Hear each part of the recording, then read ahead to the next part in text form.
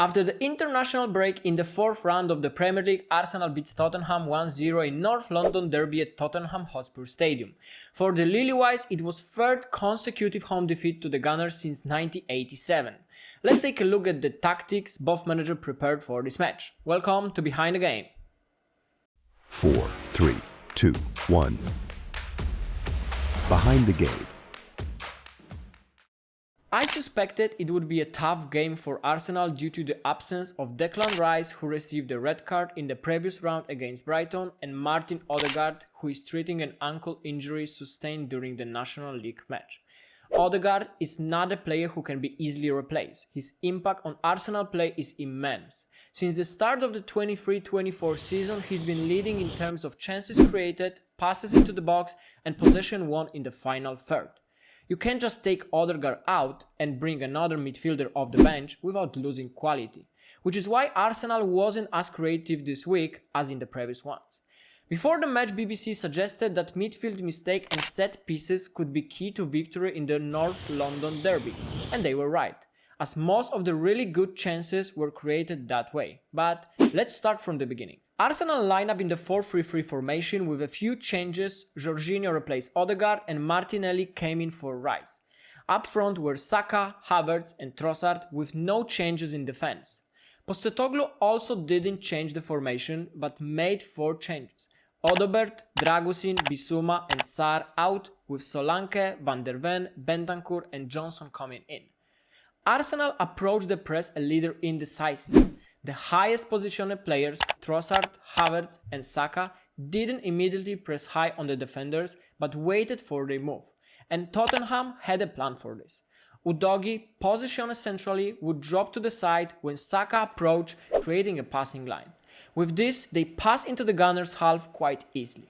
In another situation, this time the goalkeeper passed to Udogie and Tottenham once again come out under pressure. If the pass had the right tempo, pace, was directed to the right leg, then Udogie together with Son could have had a 2-1 advantage on the side, or on the approach of central midfielder a 2-1 advantage with Maddison.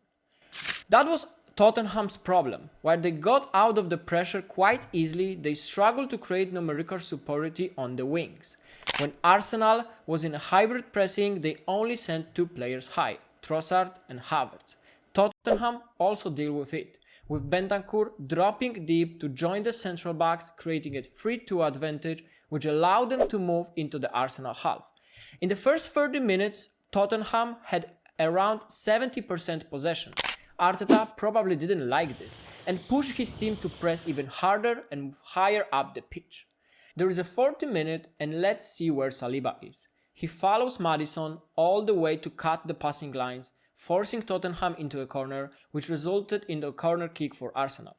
A minute later, a similar situation. Saliba presses high again, closing down Maddison, and Tottenham is once again trapped in the wide area, unable to play the ball. Tottenham's high possessions did not mean they created more situations for themselves. They had 5 shots in the first 30 minutes, 3 of them were on target, mainly attacked the left side. In first situation, Martinelli easily getting past Porro, however, Havertz's weak shot didn't result in a goal.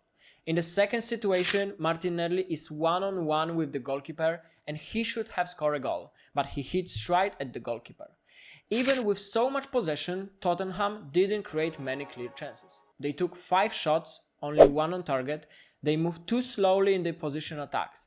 There were not many changes of position, such as at the 5th minute where Son went down the middle, Solanke moved wide and they managed to lose Arsenal defenders. Kulusevski took a shot but it was too weak, but I would expect more of these actions. Another situation was Kulusevski cross, and it seemed like this was a good way to attack Arsenal.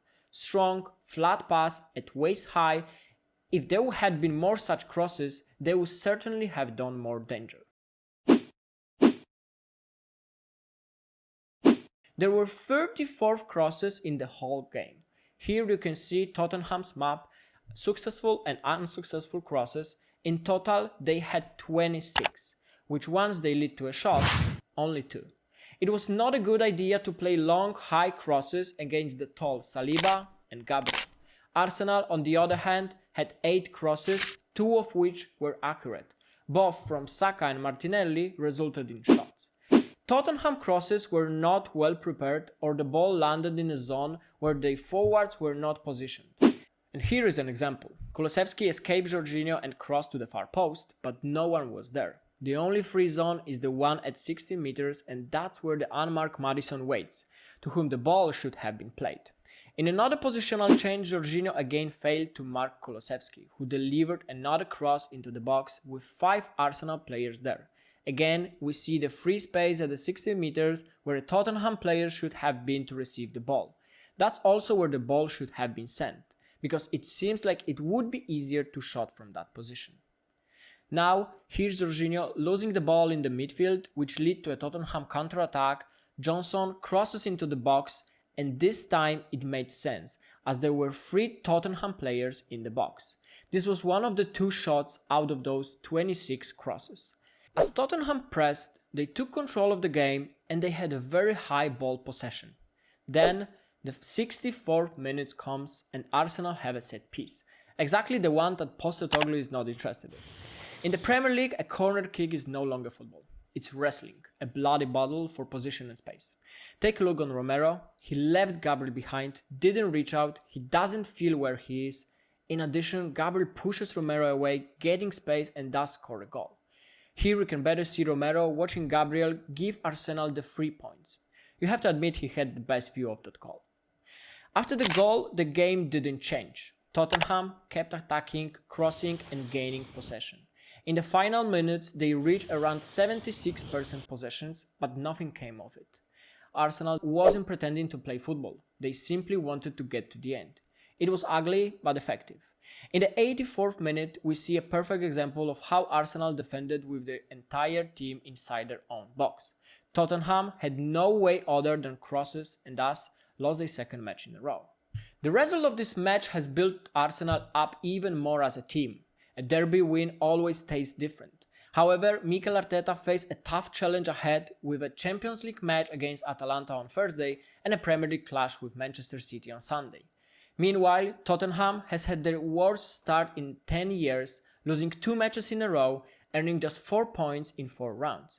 And they will need to bounce back in their next match against Brentford. Thank you for watching and see you next week.